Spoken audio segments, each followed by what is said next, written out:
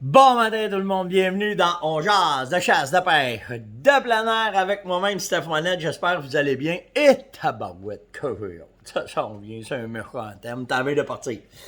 On est à la veille de partir, ça sera pas ben long. En fait, semaine, on retourne au champ de tir, on s'en va pratiquer une coupe de coups. Question de se mettre la main, de mettre la main à la pâte et d'être en forme pour l'autre week-end. Plein de sujets à matin, vraiment. On va parler. J'en ai trop.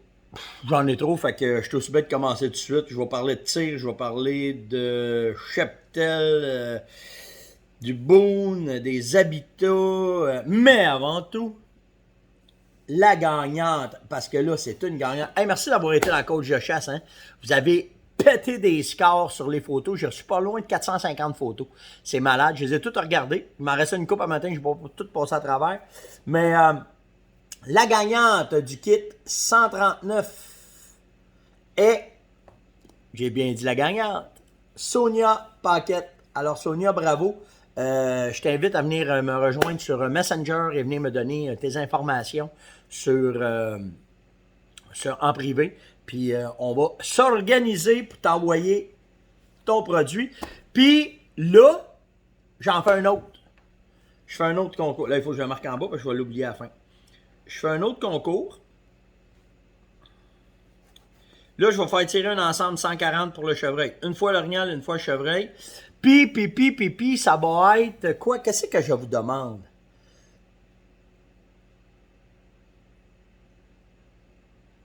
Photo de chasse. Non, voilà. C'est sac, là, c'est pas grave. En autant qu'on a du fun, là.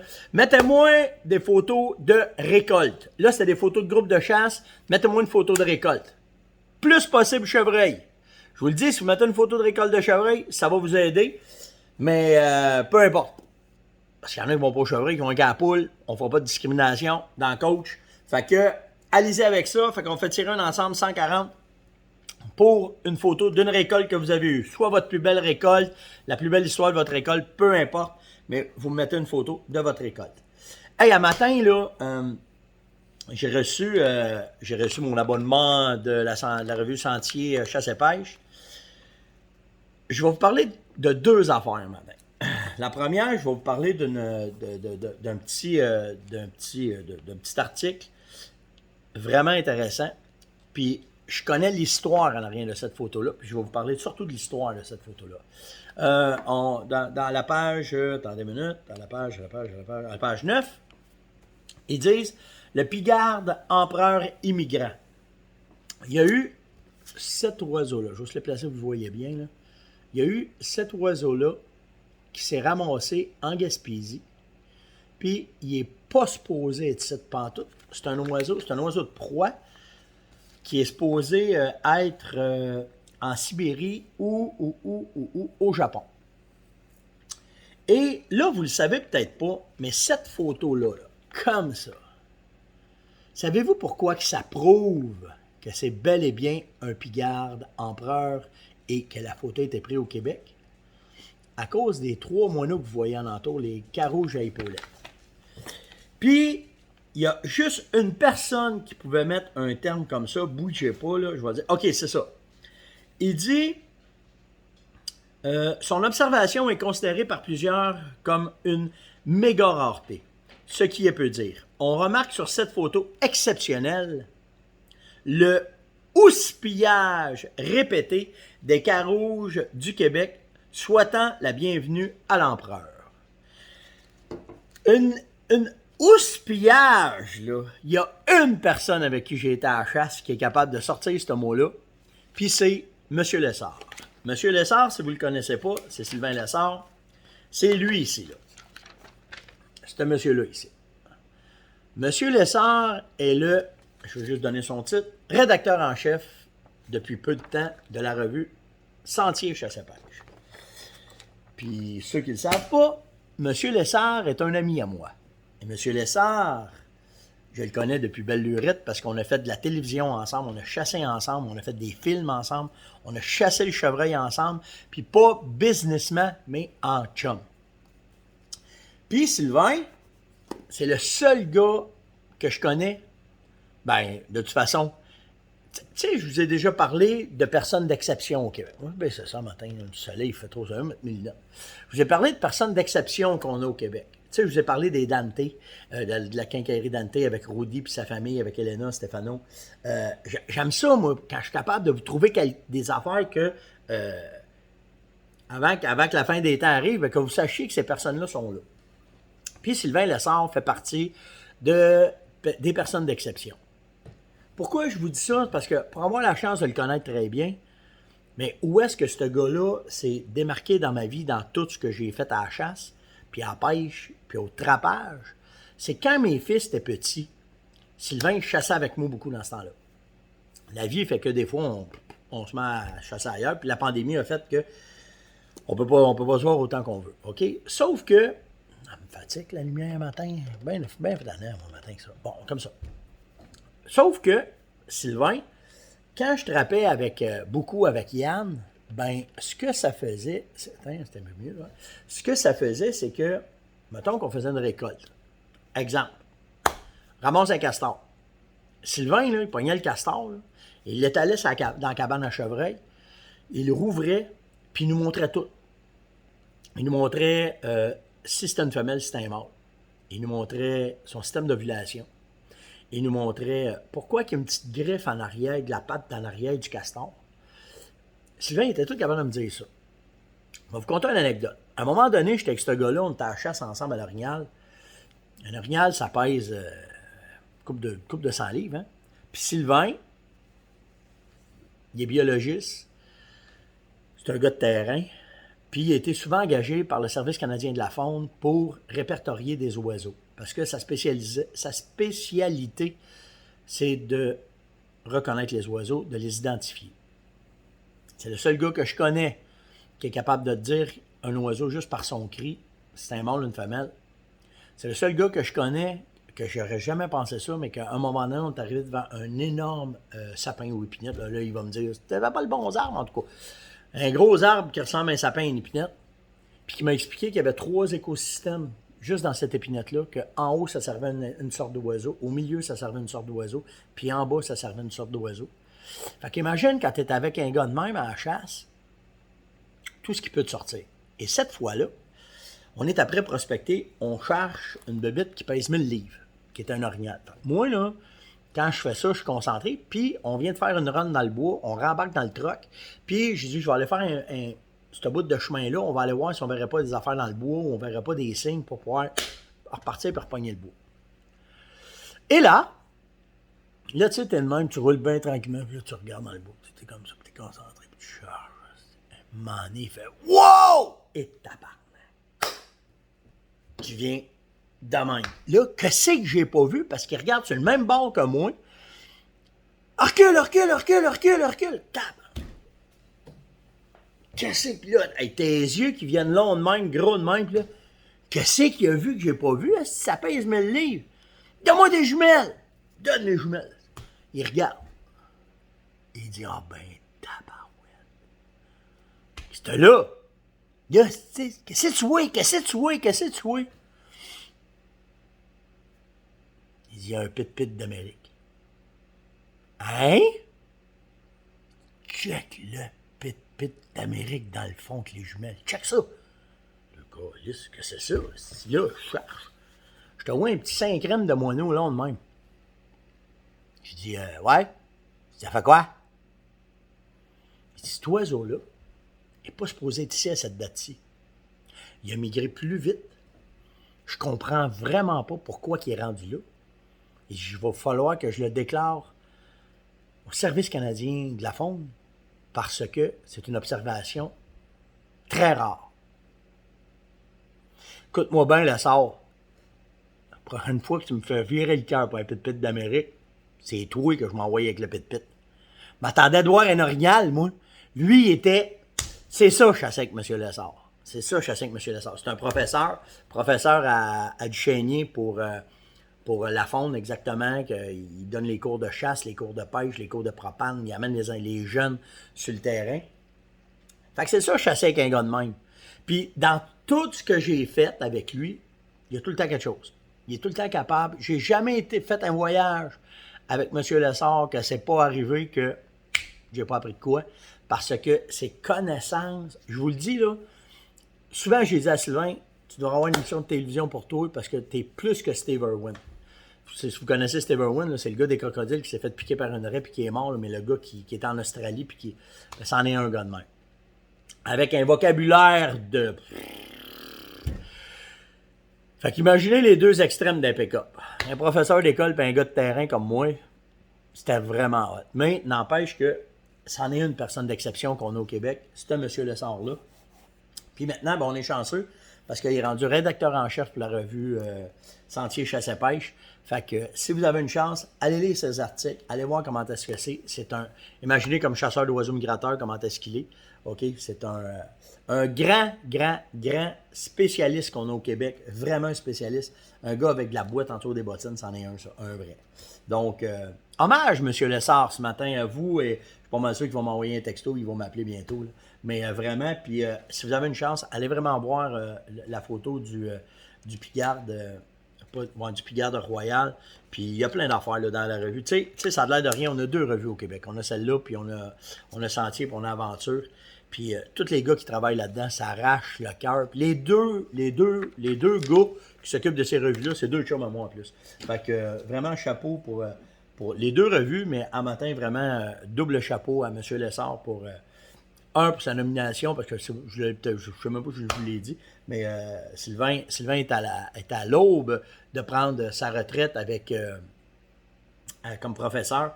Puis son deuxième défi, ben, c'est de diriger la revue Sentier. Fait que félicitations, Syl. Puis, allez lire ses articles. Des fois, si vous trouvez un mot, là, je suis même plus capable de le dire. Houspillage. Je sais pas ce que ça veut dire. Sylvain, c'est tout le temps de même. C'est vraiment nice. Fait que, c'était la première chose que je voulais vous parler. Combien de... Ah, c'est que le temps passe, hein?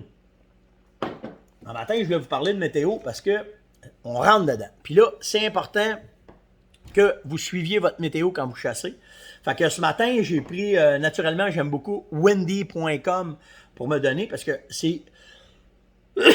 Quand tu prends Windy, là, c'est visuel, c'est de même, c'est directement. Vous pouvez l'avoir sur votre téléphone, mais sur le laptop aussi. Fait qu'un matin, si je regarde la météo, premièrement, on voit les vents. OK? Puis quand vous regardez Windy, vous avez les vents de tout à travers la province. Comment est-ce que ça rentre? Fait qu'il y en a que ça rentre du sud, il y en a que ça rentre de l'est, il y en a que ça rentre.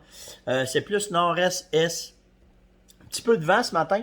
Il y a une dépression présentement au bout de Sainte-Anne-des-Monts, Gaspésie, la Mecque au Nouveau-Brunswick, Arbleton, Charlottetown. Là, ça brasse un peu. Puis au sud de Halifax aussi, ça brasse un peu.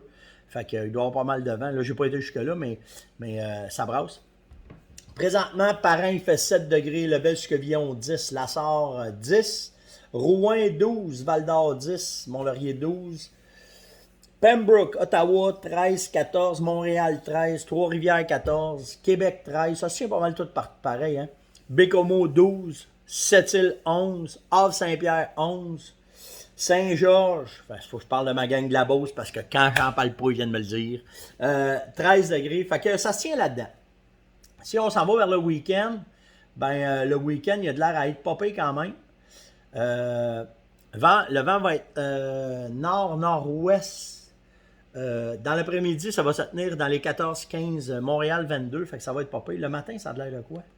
C'est pas pire, hein? En un clic, tu es tout capable de savoir ça. Un petit peu de dépression le matin, samedi, de ce que je vois. Puis dimanche, ça a l'air de quoi? Même affaire, ça reste pas mal. Ça va être pas pire, un pas pire week-end quand même. Pas trop de dépression qui va nous passer dans le nez. Fait que ça va être, mais ça reste d'un 10-15 pour tout le week-end. Si je vais voir la pluie comme ça, accumulation de pluie, il n'y a rien de prévu aujourd'hui, demain, un petit peu peut-être demain, c'est un peu samedi. Samedi, il va y avoir une dépression au sud du Québec qui va passer par au sud de Montréal, Pembroke, puis Saint-Georges, Edmundston, mais vraiment au sud, là, ça sera pas si tant pire. Moi qui s'en va tirer dans ce coin-là, j'espère qu'on va être correct. Mais c'est surtout vers 5 h l'après-midi. Oh, on va le poigner. Ouais. Ça part du nord, puis ça descend tranquillement, une petite ondée de pluie qui va avoir. Ouais, ça va être so-so.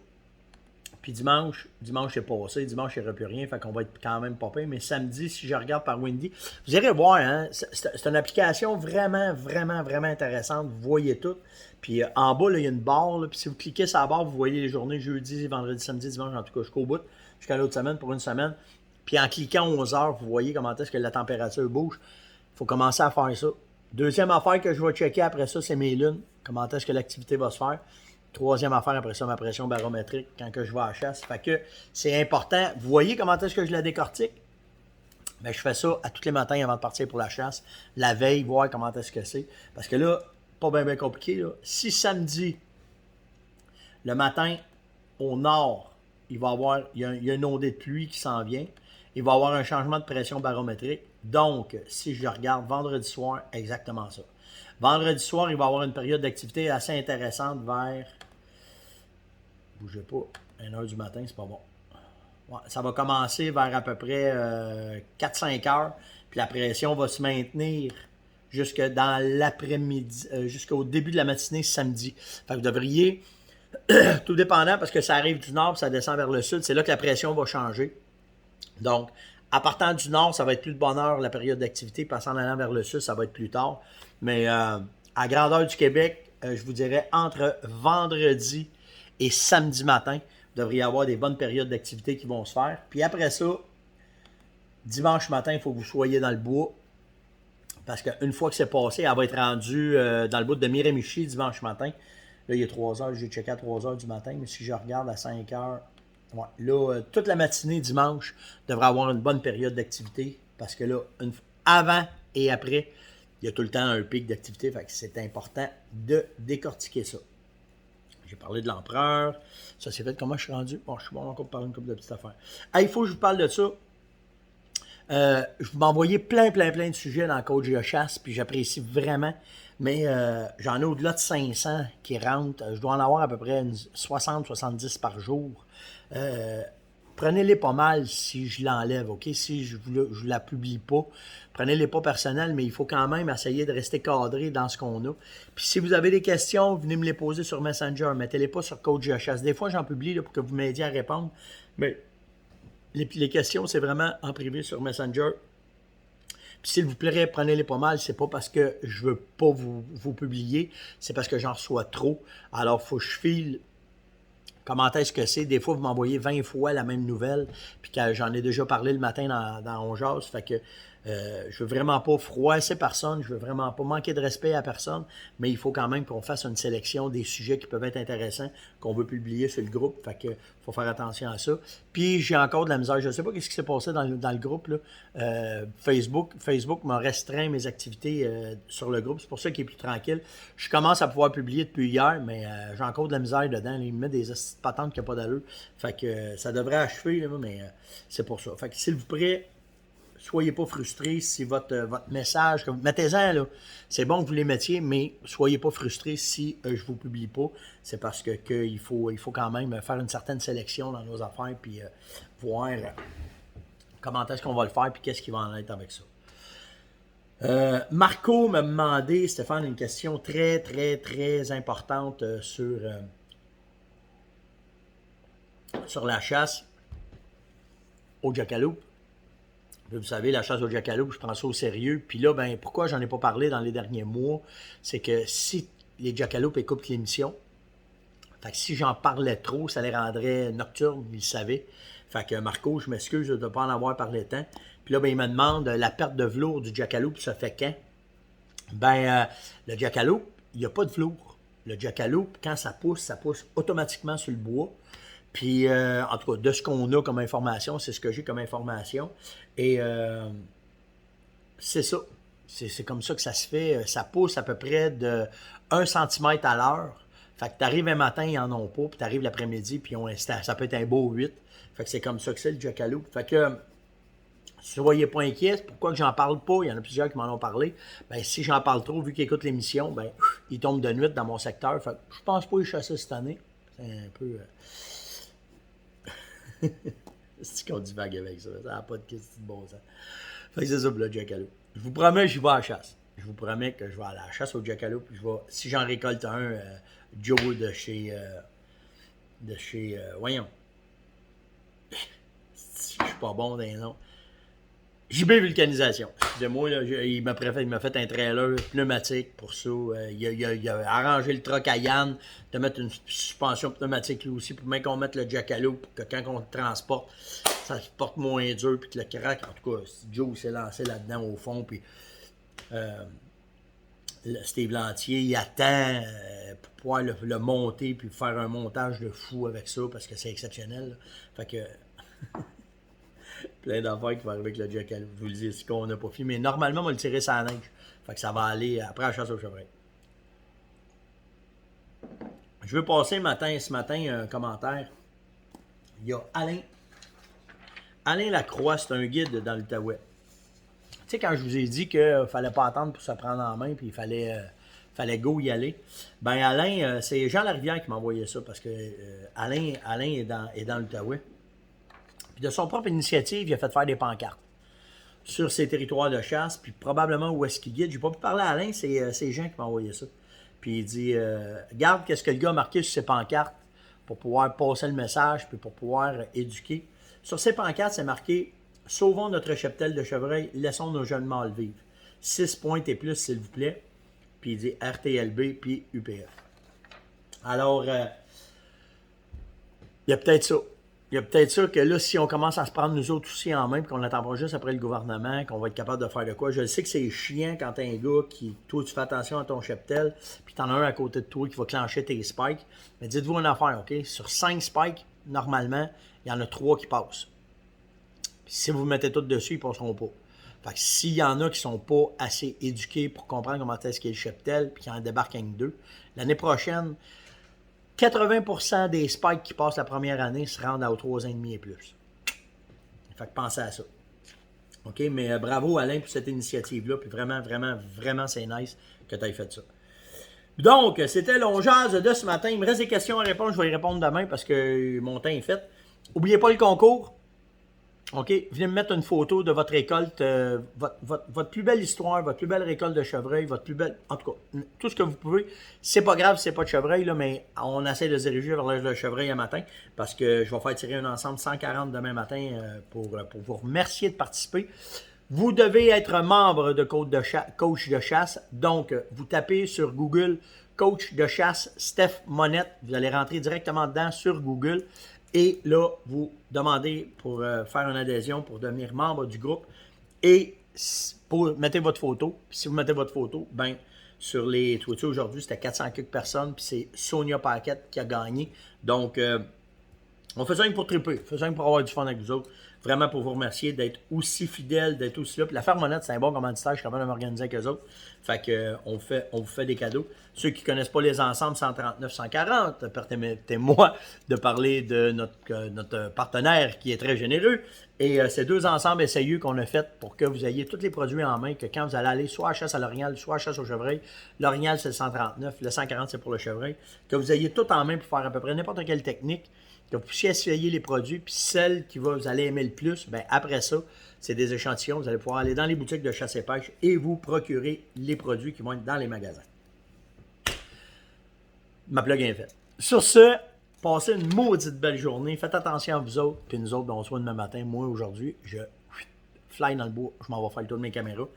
Coupe d'ouvrage à faire un matin, mais après ça, on décolle, puis on se prépare, puis on tripe à l'os. Donc, faites attention à vous autres. On se voit demain matin, tout le monde.